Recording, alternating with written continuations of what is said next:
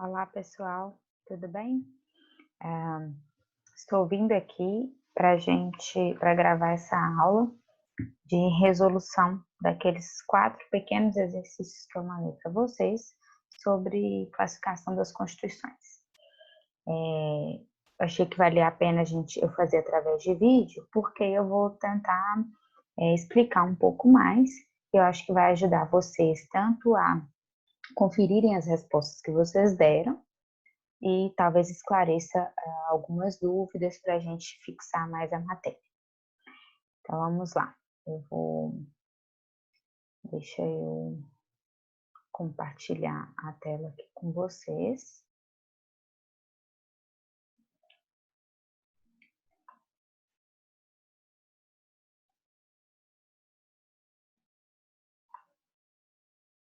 Bom, os 2 primeiros exercícios é sobre a classificação quanto à alterabilidade, né? Aquela questão da estabilidade das constituições, como elas podem vir a ser alteradas.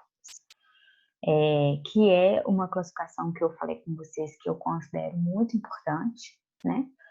Tem muitos reflexos em como o quão estável essa Constituição é, como que ela pode ser alterada, né?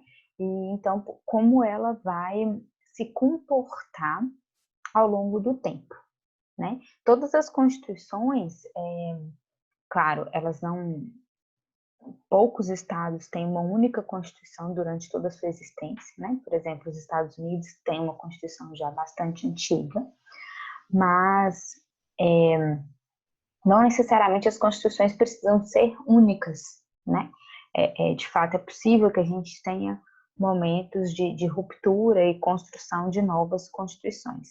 Mas é claro que as constituições, quando elas nascem com essa tendência de perenidade, né? de estabilidade, de serem duradouras, não necessariamente para sempre, mas certamente é importante que elas sejam duradouras, porque é isso que gera estabilidade política, social, vai refletir no econômico, cultural e tudo mais daquela sociedade, daquele estado, tá?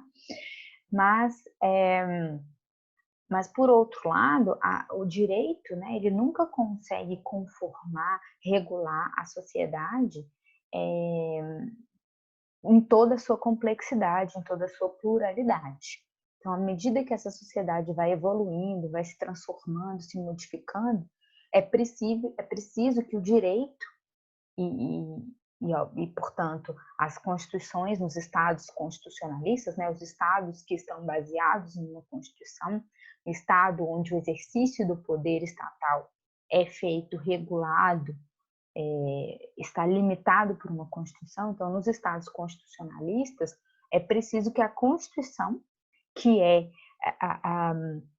o ápice daquele ordenamento jurídico, né, é ela o que define tudo que está dentro daquele ordenamento jurídico, é preciso que ela acompanhe essas evoluções, essas transformações da sociedade, porque senão ela se torna algo obsoleto. E a gente sabe que o direito, né, as leis, os costumes, quando eles se tornam obsoletos, eles deixam de ser eficazes, porque eles simplesmente deixam de ter aplicação. Eles deixam de ter aquela força coercitiva de ditar o comportamento humano, o comportamento das pessoas. Então, essa classificação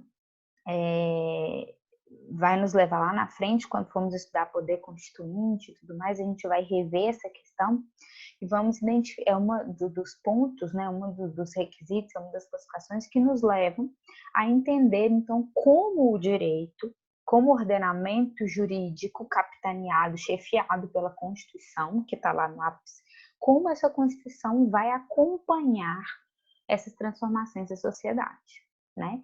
Mantendo-se, então, viva, mantendo-se efetiva, mantendo-se eficaz, mantendo a sua força normativa. Então, de todas essas questões, me parece que está a importância dessa classificação, ok?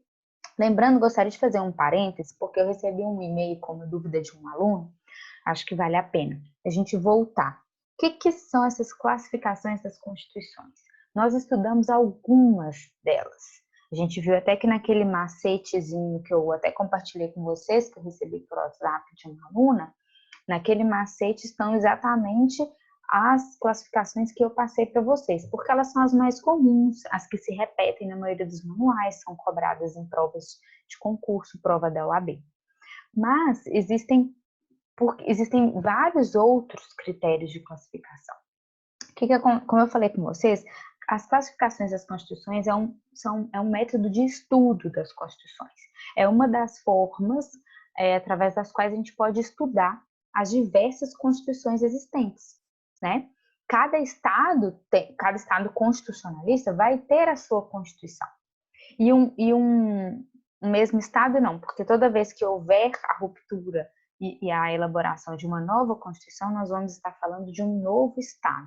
Então, por exemplo, no histórico das constituições brasileiras, nós vamos ver vários estados brasileiros, mas cada Constituição abre um novo mundo, um novo ordenamento jurídico, uma nova Constituição.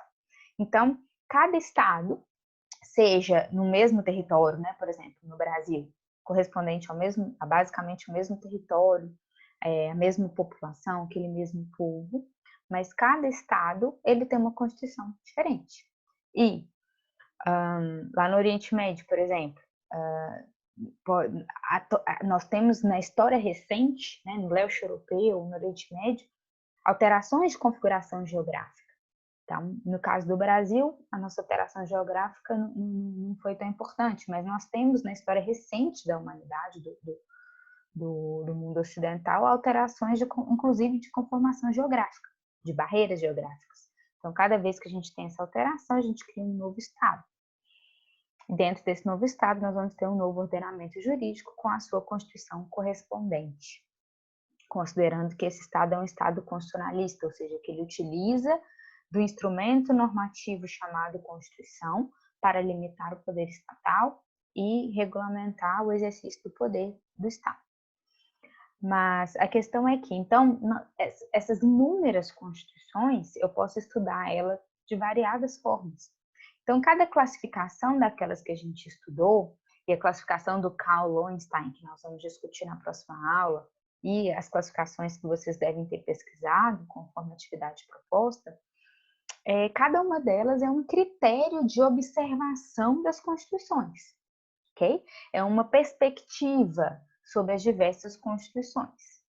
Então, nem todas as classificações irão se encaixar em todos os critérios. Eu vou tentar falar sobre isso aqui na resolução de exercícios. Nem todas as constituições se enquadram em todos os critérios, e todos aqueles critérios que nós estudamos não vão explicar todas as constituições, mas são perspectivas, são critérios de observação, de classificação de todas essas constituições, ok?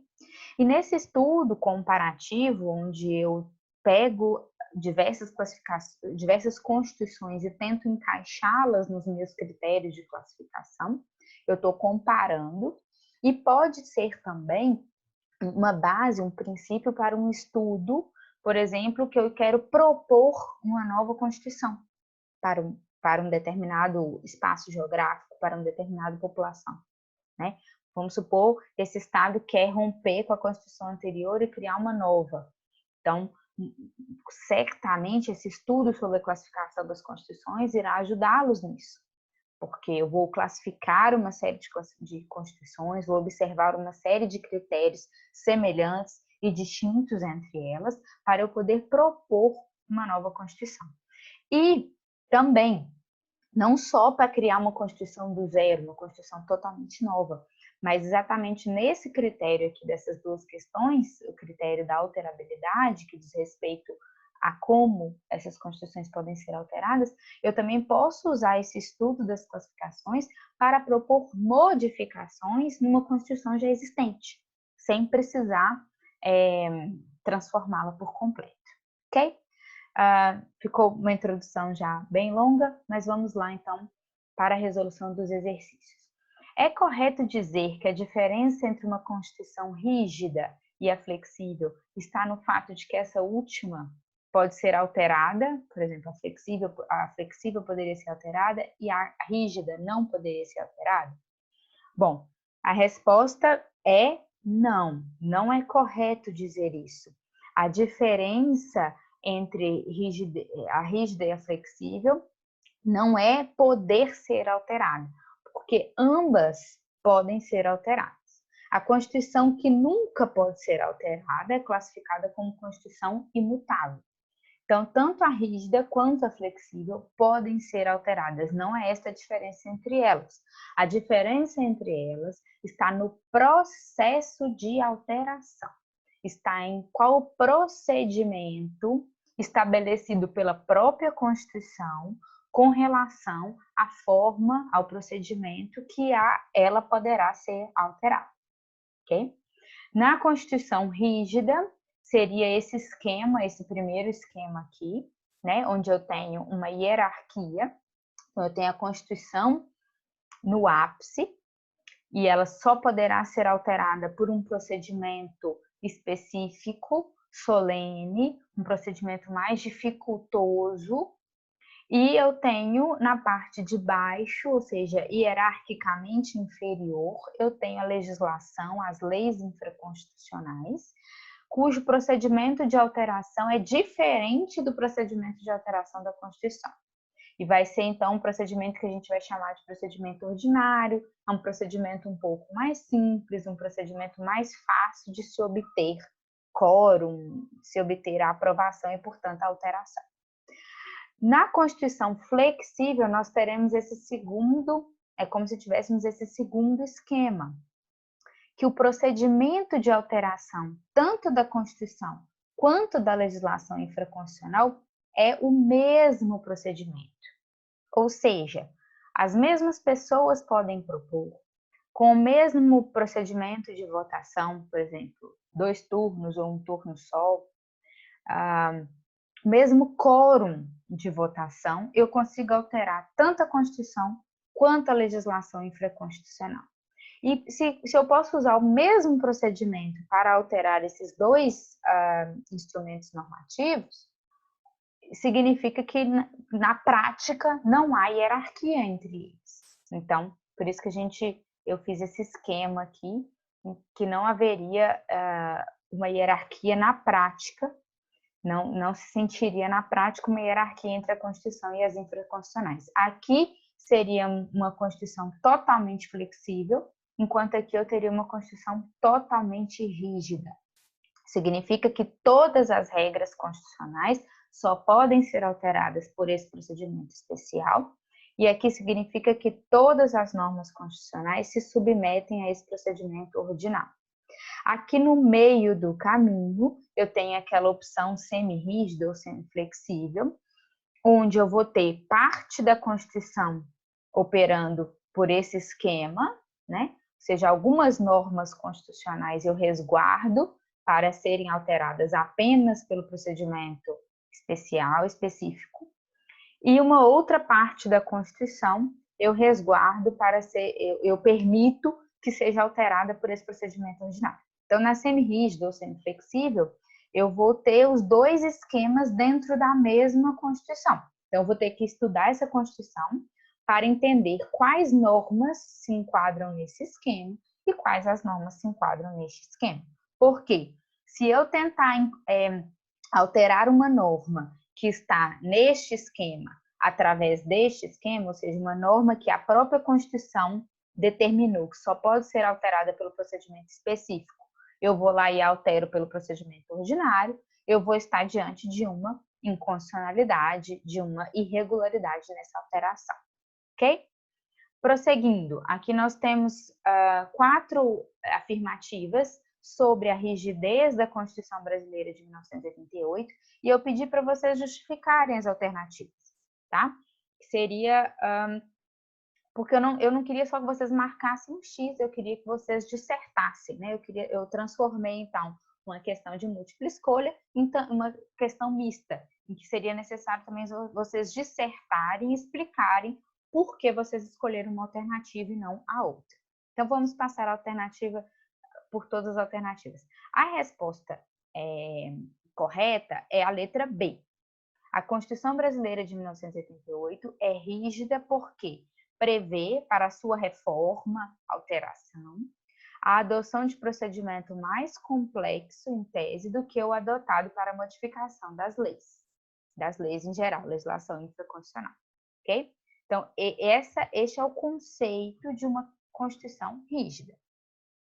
Ela só pode ser alterada, todas as suas normas só podem ser alteradas por um procedimento específico, mais complexo do que aquele que é atribuído para as leis em geral.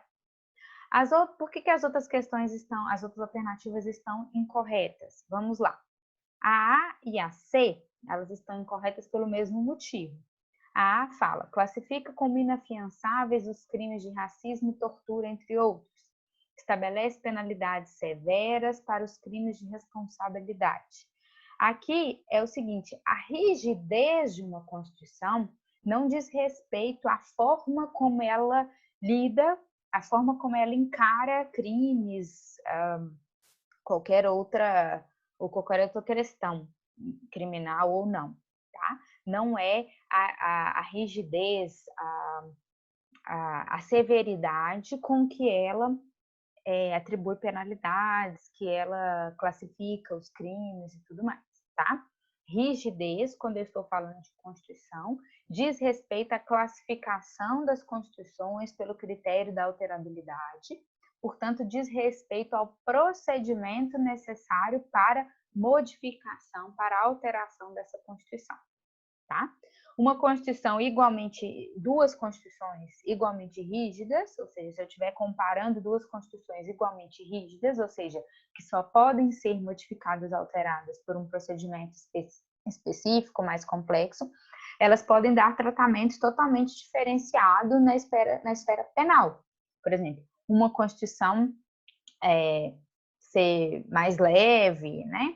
E uma Constituição ser mais severa, né, no que tange às penalidades aplicadas, ao procedimento de investigação e tudo mais.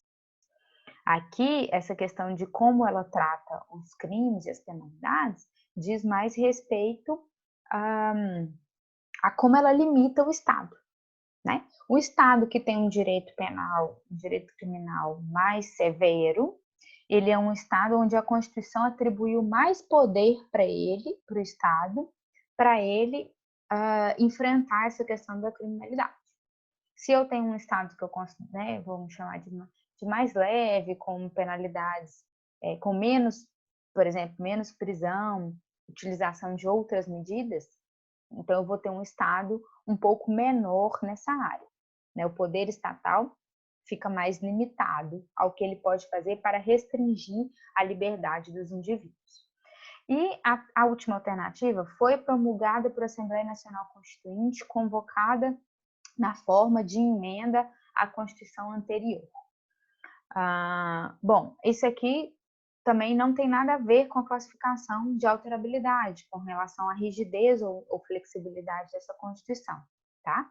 Aqui nós vamos ver o fato dela ter sido promulgada por uma Assembleia Nacional Constituinte, significa que nós temos uma Constituição provavelmente formal quanto ao conteúdo, nós vamos ter uma Constituição escrita, que a Assembleia Nacional Constituinte se encontrou em um determinado momento histórico, né, e estabeleceu uma nova Constituição. Então, essa Constituição provavelmente vai ser escrita, formal.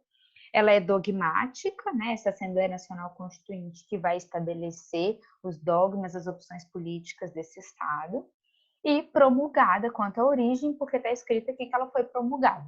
Então, essa Assembleia Nacional Constituinte é um órgão constituinte baseado na representação popular. Então, aqui eu consigo falar de várias outras perspectivas de estudo, de análise dessa Constituição, mas aqui, a princípio, não me diz nada sobre se essa Constituição nova é rígida, flexível, imutável. Por quê?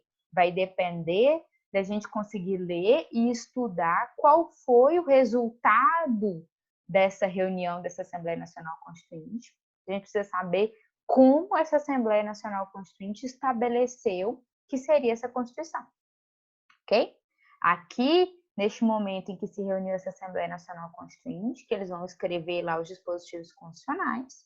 Aí, estudando esses dispositivos, é que nós poderemos, então, concluir se eles fizeram uma opção por uma Constituição rígida, ou por uma Constituição flexível, ou semi-rígida, semi-flexível, ou aquela classificação de super rígida, que tem uma discussão se ela pode ser atribuída à Constituição brasileira ou não. Ok? Seguindo. A Constituição que, resultante dos trabalhos de um órgão constituinte, sistematiza as ideias e os princípios fundamentais de teoria política e do direito dominante no momento, quanto ao modo de sua elaboração, denomina-se. Essa é questão bem fácil, né? A letra E é uma Constituição dogmática. Ou seja, eu tenho um órgão constituinte que em um determinado momento fez escolhas, sistematizou ideias, princípios, teorias, fez essas escolhas e concretizou aquilo em um instrumento normativo constitucional, ok? Ao contrário da dogmática, seriam as constituições históricas, onde eu não visualizo um único órgão constituinte, eu não visualizo um único momento histórico, né?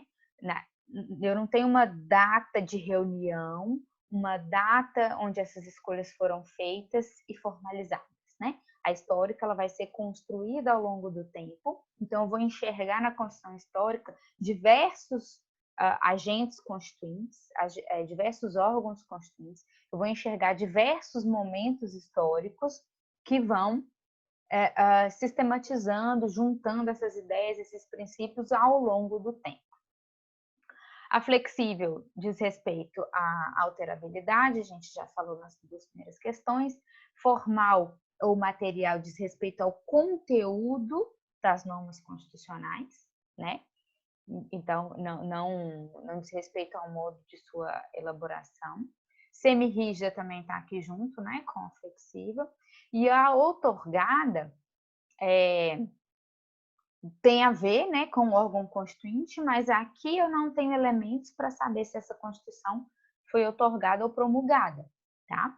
Ela tanto pode ser outorgada quanto promulgada. Eu precisaria de mais informações sobre esse órgão constituinte para saber se ele está baseado em uma representação popular ou não, né? Na outorgada seria um órgão constituinte, um agente político, normalmente mais uma única pessoa ou um grupo bem diminuto de pessoas, mas estão distanciados, né? Estão distintos da representação popular. Foram outras forças políticas, militares, enfim, foram outros instrumentos de força que colocaram esse órgão constituinte na posição de, mais ou menos de forma legítima, estabelecer a nova Constituição do Estado, outorgá-la, portanto. Por outro lado, se eu tenho um órgão constituinte que tem base, que tem origem na representação popular, então, o resultado da produção dessa sistematização de ideias, o resultado dessas escolhas políticas será um instrumento normativo constitucional, será uma Constituição promulgada.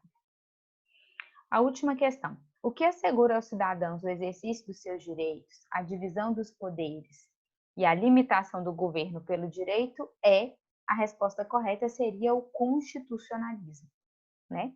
Aqui seriam aqueles 3 pilares do constitucionalismo, que a gente já tratou, já tem em slides anteriores, que é garantia de direitos individuais, limitação, né, do governo, do poder estatal, divisão dos poderes.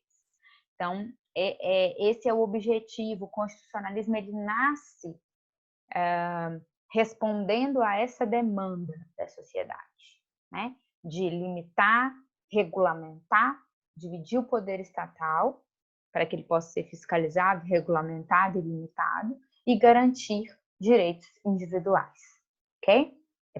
Foi assim que nasce o constitucionalismo.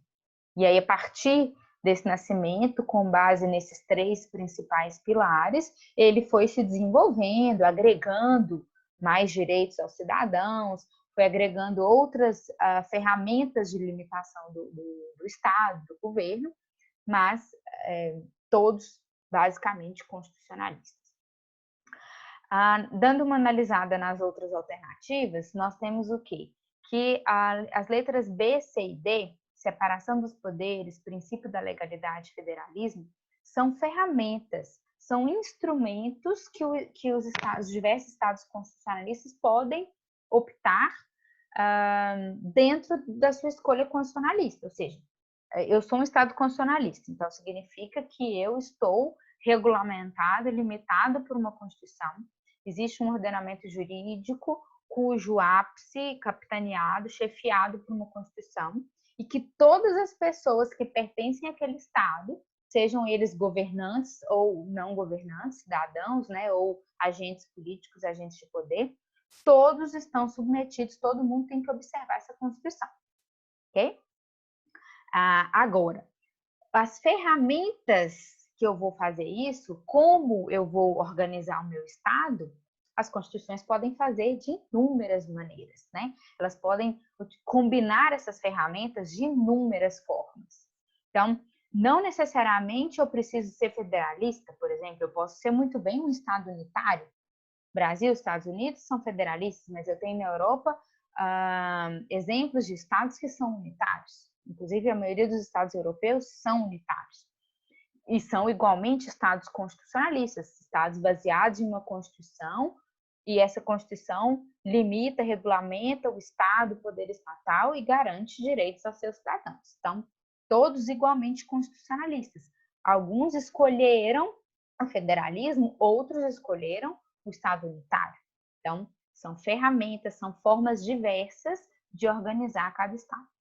A separação de poderes também é um instrumento que, assim, basicamente, eu não vou dizer que todos, porque obviamente eu não conheço todos os estados nem todas as constituições, mas eu diria que, sei lá, mais de 90% utiliza desse instrumento de separar os poderes, né, de dividir as funções estatais, justamente com o objetivo de limitar. Porque se eu tenho um único agente político, uma única pessoa ou um único órgão que seja, que concentra todos os poderes estatais, todas as funções estatais, é muito mais difícil de eu exercer sobre esse órgão, sobre essa pessoa, sobre esse agente político, fiscalização e limitação. Então, quando eu separo e atribuo a agentes distintos funções estatais distintas, fica muito mais fácil de eu limitar. Agora, precisa ser 3? Precisa ser tripartição dos poderes? Não, pode ser 2, pode ser 3, eu posso criar uma quarta, uma quinta. Cada estado, cada constituição irá organizar o seu estado da forma que o seu órgão constituinte quiser estabelecer. A legalidade também, o princípio da legalidade também é uma ferramenta importantíssima para a limitação do Estado, né? Porque eu estabeleço que o Estado só pode atuar pautado pela legalidade, então é uma forma de limitação do poder estatal, mas é uma ferramenta que também pode aparecer de diversas formas nas mais diversas constituições. E o Estado democrático de direito não é ele que assegura, né, essas questões que estão aqui, o exercício dos direitos, a divisão dos poderes. Na verdade, o Estado democrático de direito, a gente pode entender ele como uma fase do constitucionalismo. Ele será um Estado constitucionalista, mas ele é um reflexo da evolução do constitucionalismo.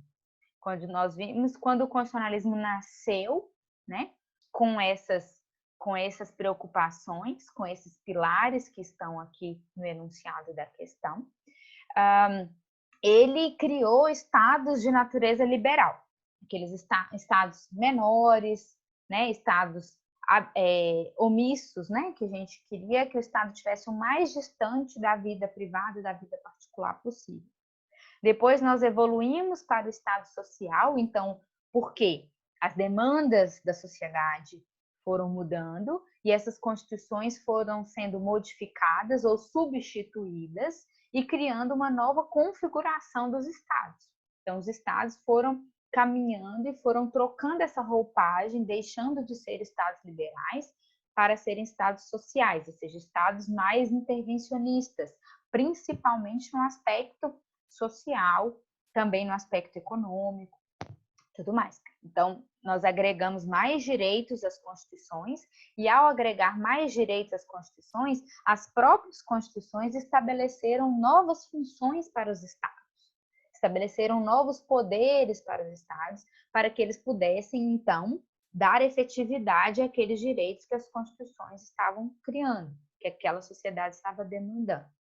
Depois do Estado Social, a gente caminha mais um pouquinho, evolui mais um pouquinho e chega na conformação, vamos dizer, moderna, atual, da maioria dos estados ocidentais, que é como estados democráticos de direito. Então, estados de direito, estados baseados no direito, no ordenamento jurídico, onde o princípio da legalidade vai ser essencial, né? Vai ter uma função primordial, e também baseados nessa noção de democracia. Então, essa é a atual conformação do constitucionalismo, a atual conformação dos diversos estados constitucionalistas. Cada um, obviamente, com a sua peculiaridade. Não significa que, dizendo que o Brasil é um Estado democrático de direito e os Estados Unidos também é um Estado democrático de direito, significa que, ao analisar essas duas constituições, eu vou encontrar os mesmos direitos garantidos aos cidadãos, que eu vou encontrar a mesma forma de divisão do poder, que eu vou encontrar os mesmos limites e fiscalizações do Estado, tá? Cada um vai ter uma forma totalmente peculiar e própria de criar o seu Estado democrático de direito, de criar o seu Estado e, portanto, o seu constitucionalismo. É isso, então, com relação a resolução desses exercícios. Espero ter conseguido fazer um pequeno apanhado da matéria para já dar uma revisada, ajudar um pouco mais na fixação.